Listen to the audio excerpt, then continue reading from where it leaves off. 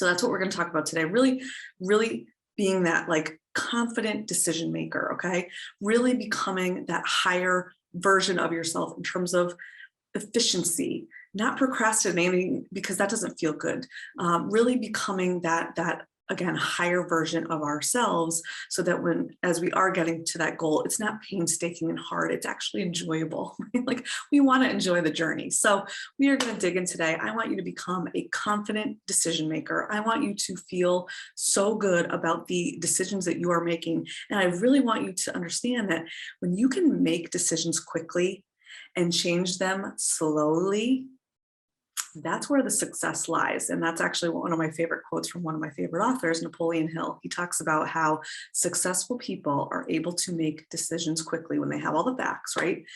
And they will change them, if ever, very slowly.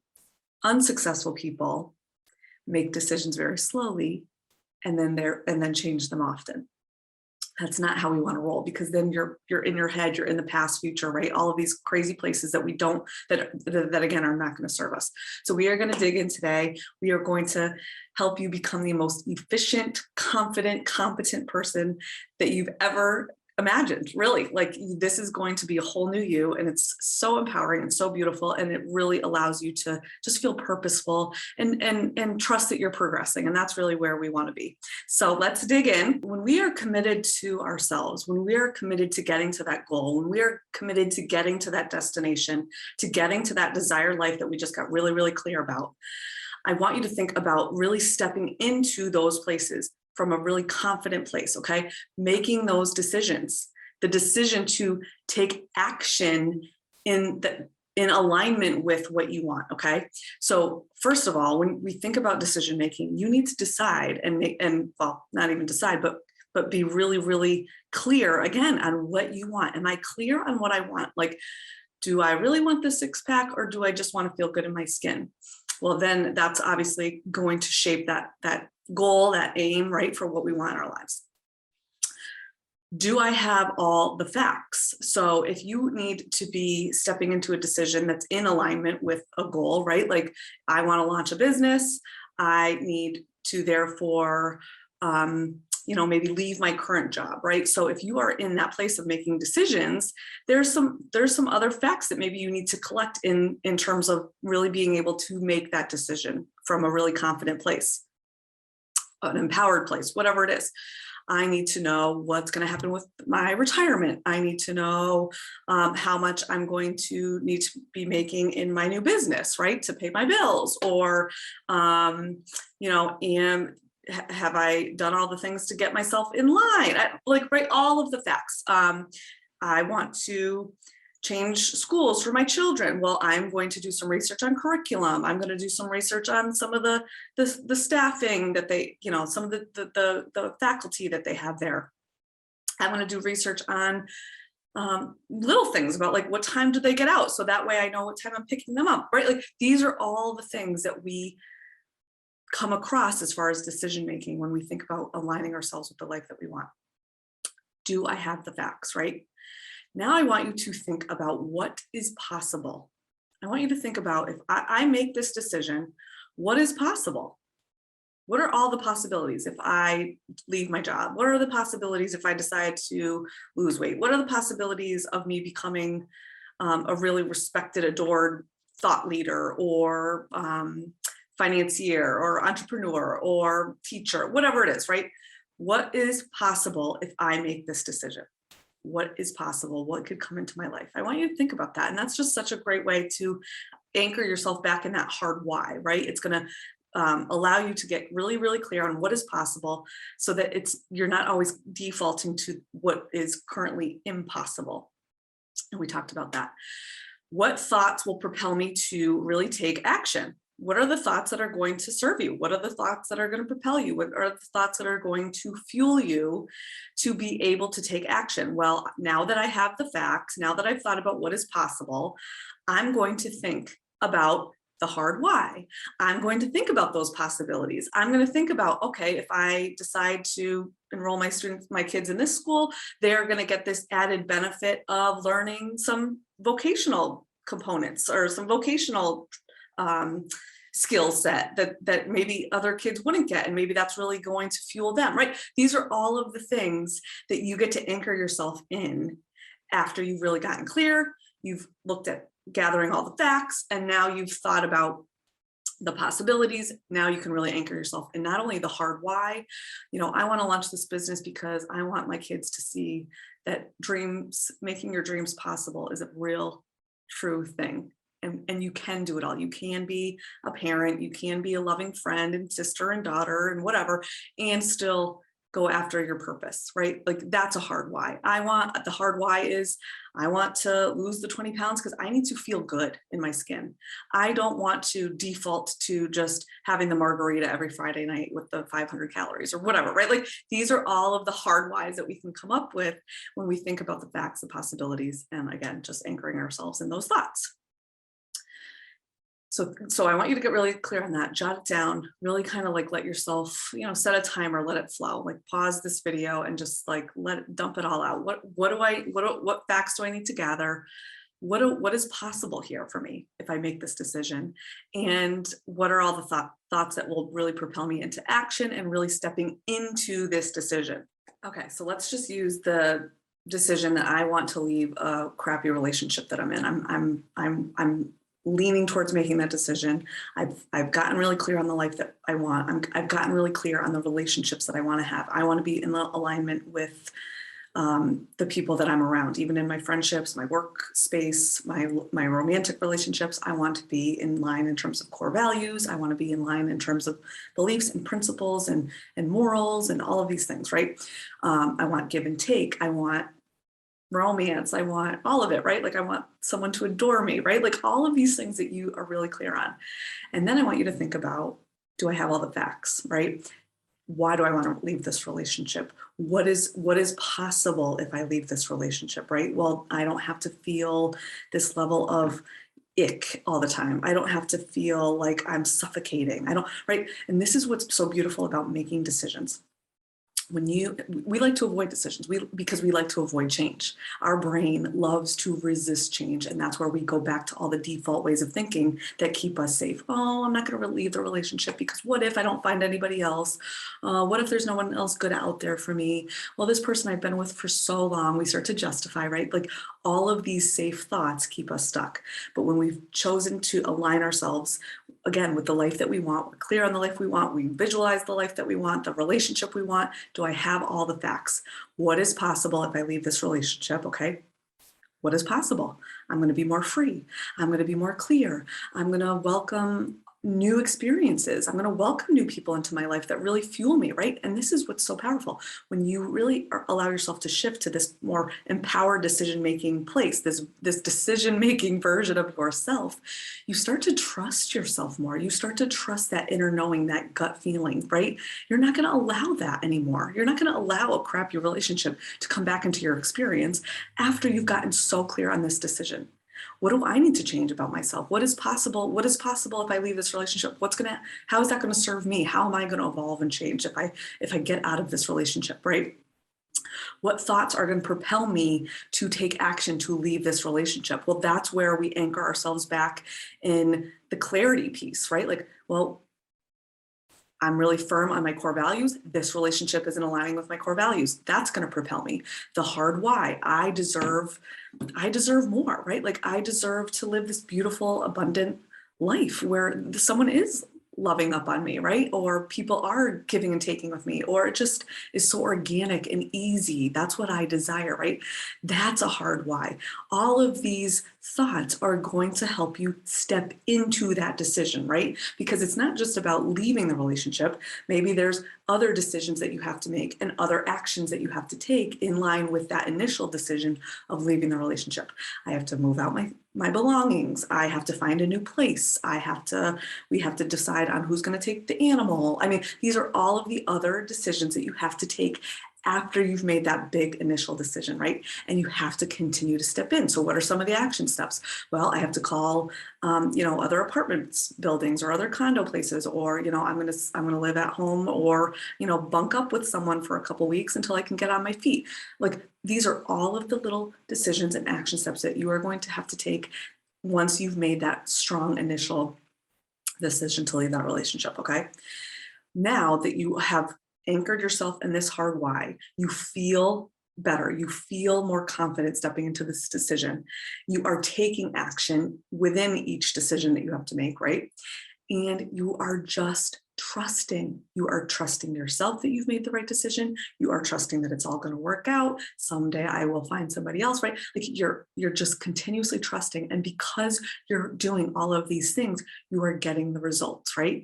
If you are thinking clearly, you've anchored yourself in these positive places in terms of your why, in terms of what's possible, you're feeling better. You're feeling like, I got this. Like just like, oh, I'm okay, I got it. I'm just going to step in. You feel empowered, right?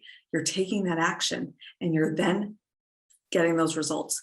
You have to be able to trust yourself. And that's where, again, this decision making allows you to build that level of trust in your own gut and your own knowing. And that's what's so beautiful about this. So take some time to really dig into this piece as far as, again, just thinking about that thought place versus the result place, right? Because when we make these decisions, we don't always see the results. We don't get that evidence right away. It's not this instant gratification that we get, like left the relationship, everything's like peachy keen now. Like that's not how it works. But if we can anchor ourselves in the way we think, in a positive way, in a neutral way that keeps us stepping in, keeps us, again, in line with that decision, you are ultimately going to see the results. Is it going to be a week from now, 2 weeks from now, a month from now? Like we don't necessarily know the timeline, but if you keep stepping in, of course you're going to get to that goal. Of course you're going to get to that result. And that's the beautiful part about really doing this thought work, because the goal is going to be inevitable when you, again, anchor yourself in that clarity space, in that hard why space, and what's possible space, what feels good to me. And then that feel good place is what's going to propel you to take action. It's going to propel you to make those decisions. It's going to propel you to take action within those decisions. Okay. So I want you to think about now that you've become this decision maker, this master decision maker, this trusting version of yourself, this more confident version of yourself. If you can trust yourself, you're going to feel more confident. You're going to feel like I can get through anything in this life. It's all going to work out for me. And that's a beautiful way of thinking when, again, life is still going to be 50-50. We don't necessarily know what the outcomes are always going to be as far as what's going to happen tomorrow. But when we keep stepping in from a place of trust and a place of positive decision making, from a place that aligns with our core values and the life that we want, you are going to build that confidence and competence. Then you're showing up from a more authentic place. It just feels easy to show up from this place. That's a beautiful, beautiful gift that we get from decision making and really committing to yourself, right? Committing to that goal, committing to stepping into that decision, committing to taking that action by anchoring yourself in that thought place and then that better feeling place.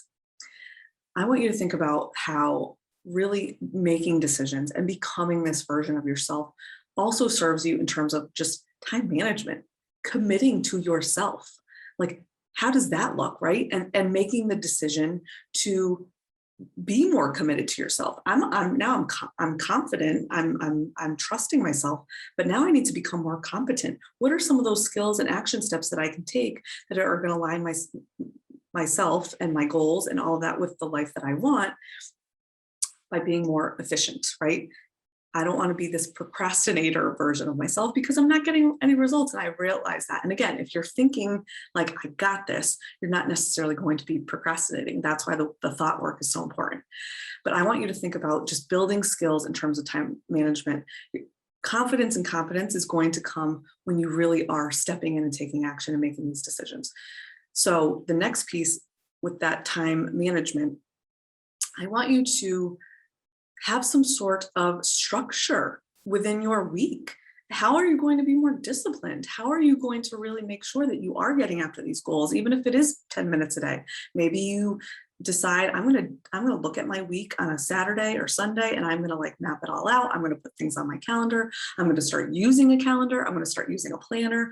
I'm going to wake up in the morning and just meditate and affirm things, create some affirmations or some really like, practical, or again, just like those little baby steps, I'm gonna make sure that I'm mapping that out for my day so that I'm stepping in and I'm getting things done. And then I feel more purposeful and I'm progressing, and therefore I'm building that confidence and competence in myself. I can trust myself because look at how I can do this, right? So if we really commit to managing our time by, again, utilizing a planner, utilizing a meditation app in the morning, by, just getting outside and grounding ourselves in nature, going for a walk, moving our body, right? Whatever it is, that's going to help us build that level of confidence and competence. And again, step into that life that we want. So I really would like you to think about how you are going to manage your time. How are you going to commit to yourself? Is it using some sort of calendar? Is it, making sure that you start your morning off in a certain way? Whatever it is, I want you to commit to that. I want you to make it like, I cannot start my day or I cannot start my week without doing this. And I need to commit to myself. And really being this more efficient version of ourselves is so important. Again, if you are not putting something on your calendar and then committing to maybe something that's hard, okay, well, I really do. I'll just use the example again of leaving the relationship. Now I'm gone, I'm staying with a friend. Now I really do need to find a new place. I can't live on this person's couch forever, right? So really committing to, okay, tomorrow I have to do something hard because it's going to feel uncomfortable to call all of these new apartment buildings or whatever it is. I need to do something hard first thing tomorrow. I need to call X amount of places so that I can go for a tour and see if I like the place and then put a deposit down, whatever it is, right? I need to do this at 6 o'clock in the morning. I'm going to do my meditation. And then by 9 o'clock, I'm going to make all these phone calls. And then the next day, I'm actually going to go see some of these places. And then a couple of weeks goes by and you're getting ready to move all your belongings back into this new apartment building, right? That's what it looks like to commit to some of the hard things that some of these decisions are going to require you to do, okay? I added this because I think it's really important to really becoming this confident version of ourselves, but also just like a more authentic version of ourselves. And when we are showing up from that really positive thought place and just feeling so good, feeling so trusting of ourselves, we really do add more value. You're smiling, so you're adding value as you're walking down the street or passing someone in the coffee shop, right? Like you're adding more value in your relationships because you're really present and you're paying attention, and it's not all about you because you understand that the ego is not serving you. It's not serving you to be I. I'm really going to listen to you. I'm going to listen to the way you talk. I'm going to listen to your hand. I'm going to watch your hand motions and the way you're just vibing out, right? And that allows you to be so appreciative, and it allows people to appreciate you and give back to you. And that builds confidence and competence and trust in yourself. When you show up from this pleasing place, you add value to other people, and it compounds and it comes back to you. So I just think that is so important to really consider. How can I show up from a more pleasing place? How do I add more value to other people in my life? I really want you to think about that.